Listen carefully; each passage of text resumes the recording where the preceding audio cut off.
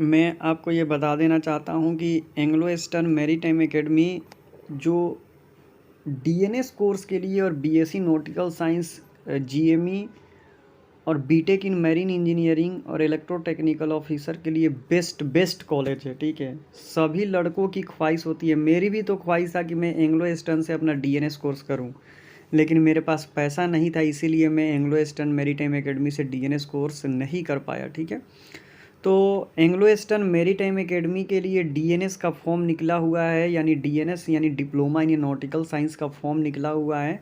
तो जो लड़के इंटरेस्टेड है वो अपना फॉर्म इसमें फिलअप कर सकते हैं।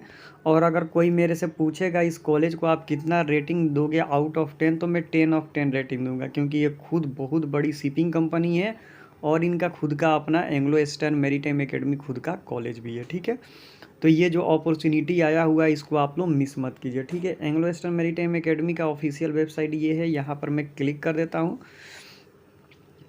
क्लिक करने के बाद ये आपको direct Anglo eastern maritime academy का जो वेबसाइट होता है वहाँ पर आपको ये लेकर चला जाएगा और वहाँ से आप अपना आराम से फॉर्म क्या कर सकते हैं, तो फिलअप कर सकते हैं। ठीक है ये जैसा कि आप देख रहे हैं इन्होंने यहाँ पर क्लियरली ये आपको दिखाई दे रहा है, अप्लीकेशन फॉर डीएनएस यानी diploma in nautical science 27 that is February 2023 batch are open now, kindly click here to apply. ठीक है, यहाँ पर आप क्लिक करके क्या कर सकते हैं, तो अप्लाई कर सकते हैं। ये एंग्लो ईस्टर्न मैरीटाइम एकेडमी है, जैसा कि आप देख रहे हैं 100% एश्योर प्लेसमेंट, और ये कोई फेंकू फाकू नहीं है, जो बात है वो 100% है। बेस्ट इन क्लास फैकल्टी, यही है, state of the art campus award the recognition, ये सब है। ठीक है, जैसा कि आप देख रहे हो। अब इसमें भी आपको सर्च कर लेना है कि भैया आपको कौन सा कोर्स करना है। ठीक है, डिप्लोमा इन नॉटिकल साइंस करना है, जैसा कि आप देख रहे हैं इनके पास जो कोर्सेस हैं।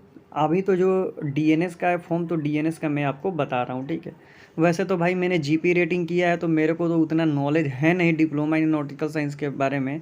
तो जो फॉर्म आया है उसको मैं आपको अलर्ट कर देता हूँ कि फॉर्म आया है, आप फॉर्म भर सकते हैं। ठीक है, डिप्लोमा इन नॉटिकल साइंस है, ग्रेजुएट इन मैरीन इंजीनियर है, इलेक्ट्रोटेक्निकल ऑफिसर है और एसटीसीडब्ल्यू भी कोर्सेस होता है, लेकिन अभी मैं डिप्लोमा इन नॉटिकल साइंस के बारे में बात कर रहा हूँ। ठीक है, ये यहाँ का उन्होंने अपना प्रोस्पेक्टस वगैरह यहाँ पर डाला हुआ है। ठीक है, जैसा कि आप देख रहे हैं। ठीक है, ये सारी चीज़ें यहाँ पर क्या की गई है, मेंशन की गई है। ठीक है, तो सबसे पहले हम लोग क्या कर लेते हैं कि इसकी एलिजिबिलिटी क्राइटेरिया को देखने के लिए आपको क्या करना है कि यहाँ पर जो आपको 3 लाइन दिखाई दे रहा है इस पर आपको कर देना है क्लिक। क्लिक करने के बाद जो ये आपका एडमिशन सेक्शन है यहाँ पर आपको कर देना है क्लिक। क्लिक करने के बाद यहाँ पर एडमिशन सेक्शन में बहुत सारे खुलेंगे, तो आपको अभी डिप्लोमा इन नॉटिकल साइंस के ऊपर ही क्लिक करके इसकी पूरी इंक्वायरी ले लेनी है, क्योंकि जो आपका यहाँ पर फॉर्म निकला हुआ है वो डिप्लोमा इन नॉटिकल साइंस का ही है, तो इसके बारे में हम लोग इंक्वायरी ले लेते हैं।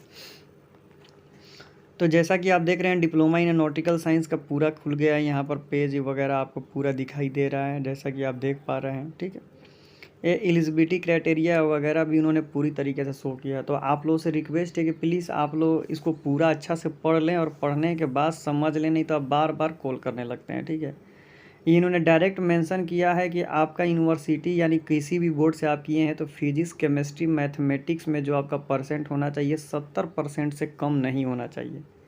ठीक है, and marks in PCM and 65 aggregate equivalent, कहने का मतलब है कि आपका 10th में टोटल 65% होना चाहिए, उससे कम नहीं होना चाहिए, और पीसीएम में 70% से कम नहीं होना चाहिए। ठीक है, और यहाँ पर इन्होंने अगर मान लीजिए कि आपने अगर आपका ये क्राइटेरिया पूरा नहीं होता है, तो अगर आपने बीएससी किया है फिजिक्स मैथमेटिक्स केमिस्ट्री इलेक्ट्रॉनिक्स से, तो आप इस क्राइटेरिया को फिलअप कर सकते हैं, या इस क्राइटेरिया को अगर आप करते हैं तो इस पर भी आप भर सकते हैं। ठीक है, इंग्लिश इंपॉर्टेंट है, इंग्लिश में इन्होंने क्लियरली मेंशन किया है कि आपका should have be obtained less than 60% in English separate subject, कहने का मतलब है कि आपका 10th और 10+2 में या डिग्री में जो भी आपने किया उसमें 60% से कम मार्क्स नहीं होनी चाहिए, उससे ज़्यादा होना चाहिए।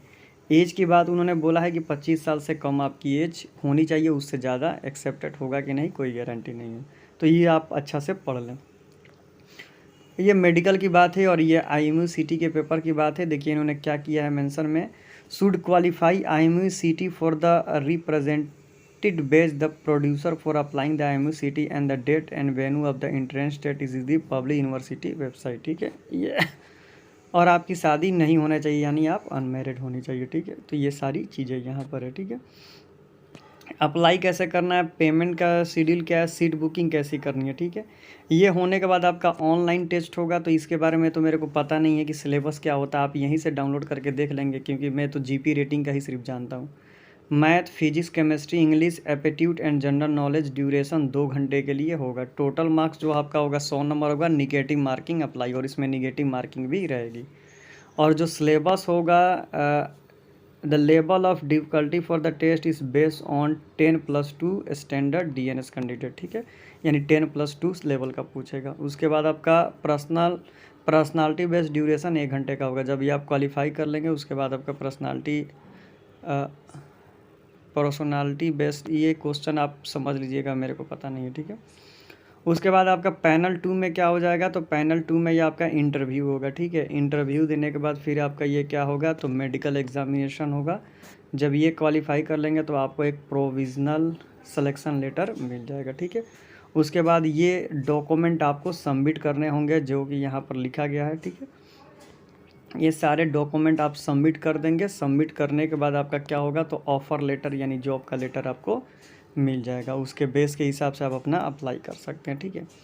फ़ी स्ट्रक्चर इन्होंने बताया है, देखिए फ़ी स्ट्रक्चर इनका 2 बैच चलता है, एक फरवरी बैच होता है और एक आपका यहाँ पर फरवरी बैच यहाँ पर दिखाया गया है, यहाँ पर भी फरवरी बैच दिखाया गया, तो यहाँ से आप डाउनलोड कर सकते हैं, ठीक है। फ़ी स्ट्रक्चर यहाँ पर सारा चीज़ उन्होंने मेंशन किया हुआ है। यहाँ पर जैसा कि आप देख रहे हैं, इंपॉर्टेंट है DNS drive, prospectus, joining instruction वगैरह सब यहाँ पर है, ठीक है। तो ये सारी चीज़ें आप कर सकते हैं। करने के बाद जब आप ये पूरा चीज़ पढ़ लेंगे, पढ़ने के बाद मैं क्या करता हूँ कि बैक आ जाता हूँ। बैक आने के बाद वहीं पर हम लोग फिर आ जाएंगे। आप लोग बढ़िया से पूरा अच्छा तरीक़ा से पढ़ लेंगे, समझ लेंगे कि फ़ी स्ट्रक्चर कितना है। उसके बाद आप यहाँ से अप्लाई कर सकते हैं, ठीक है। अप्लाई के लिए आपको क्या करना है, क्लिक हेयर जो लिखा है इस वाले पर आपको क्या कर देना है, क्लिक।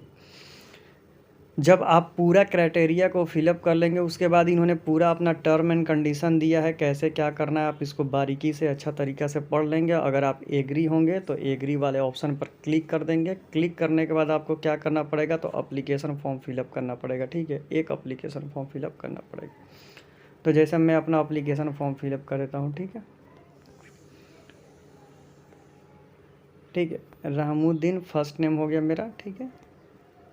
और यहाँ पर लास्ट नेम में मैं अपना जो मेरा लास्ट नेम है वो यहाँ पर मैं क्या करता हूँ, फिलअप कर देता हूँ, ठीक है।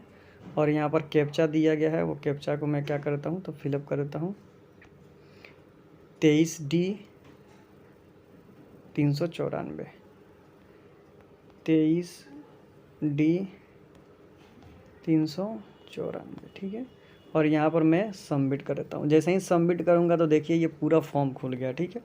फॉर्म में क्या क्या आपको भरना है, और जिस पर ये टिक मार्क दिया हुआ है स्टार का, वो मैंडेटरी है, वो आपको भरना ही भरना है, उसको आप छोड़ नहीं सकते। आधार नंबर आपको यहाँ पर डालना है, डेट ऑफ बर्थ डालना है, ठीक है। उसके बाद अपलोड आधार कार्ड आपको अपलोड करना है। कैटेगरी में क्या है, कैटेगरी तो आपको बताना है कि आप कौन से कैटेगरी से, जनरल से, OBC से, SC से, STC से हैं या अंदर से हैं, ठीक है। ये करने के बाद आप चेक योर एलिजिबिलिटी भी कर सकते हैं, ठीक है। उसके बाद आपको यहाँ पर क्या करना है, फर्स्ट नेम डालना है, मिडिल नेम डालना है, ठीक है। और यहाँ पर अपना सर नेम डालना है, ठीक है।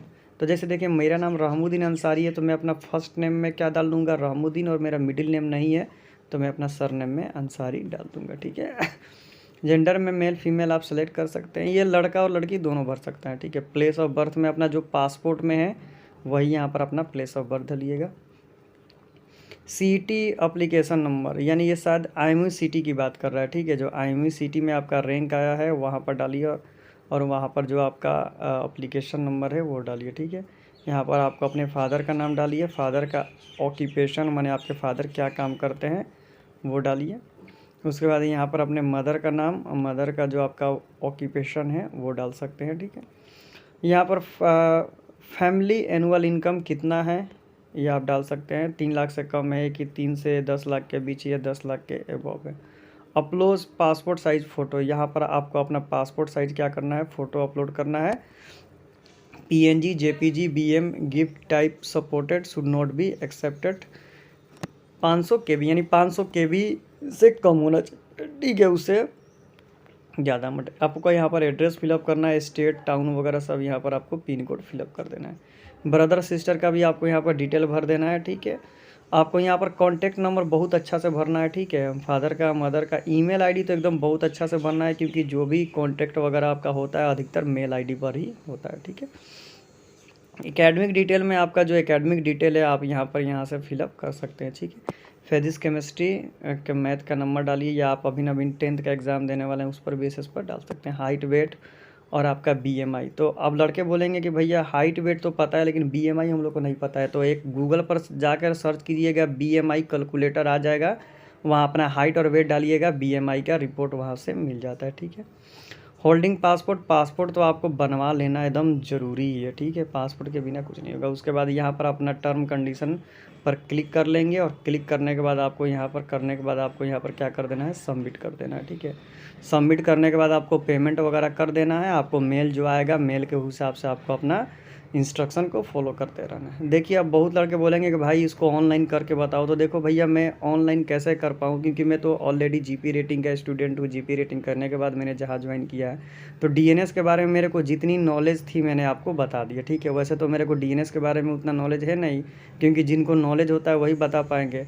मैंने सिर्फ आपको ये बताया है कि फॉर्म आ गया है, अब आप कहीं भी कैसे से भी आप पता कर लीजिए कि DNS का फॉर्म आया है, क्योंकि बहुत लड़के फॉर्म आ जाता है और इनको पता ही नहीं चलता है कि फॉर्म आया हुआ है DNS का, और वो मिस कर देते हैं। और वो भी इतना बड़ा जो एंग्लो ईस्टर्न मैरीटाइम एकेडमी है, इतना बहुत अच्छा कॉलेज है, इसका फॉर्म अगर आप मिस कर देंगे तो अब इससे दुर्भाग्य क्या हो सकता है। तो ये फॉर्म आ गया है, आप फॉर्म को बढ़िया से समझ लीजिए, किसी से राय ले लीजिए, उसके बाद अपना करियर को ब्राइट कीजिए मर्चेंट नेवी में, ठीक है। इधर उधर से करने से अच्छा है कि एंग्लो ईस्टर्न बहुत अच्छा शिपिंग कंपनी है। उसके बाद अगर इसमें आपका हो जाता है तो समझिए कि आप इतना अच्छा कंपनी भी है और ख़ुद का एकेडमी भी है, तो इससे अच्छा जॉब की अपॉर्चुनिटी आपको कहाँ मिल सकती है। तो मैंने आपको बता दिया। अगर वीडियो में कोई भी मेरे से मिस्टेक हुआ हो तो प्लीज़ आप उससे रिक्वेस्ट है कि कमेंट कीजिएगा, ताकि मैं उसको सुधारने की कोशिश करूँगा। तो thank you so much for watching this video. Thank you everyone, thank you so much.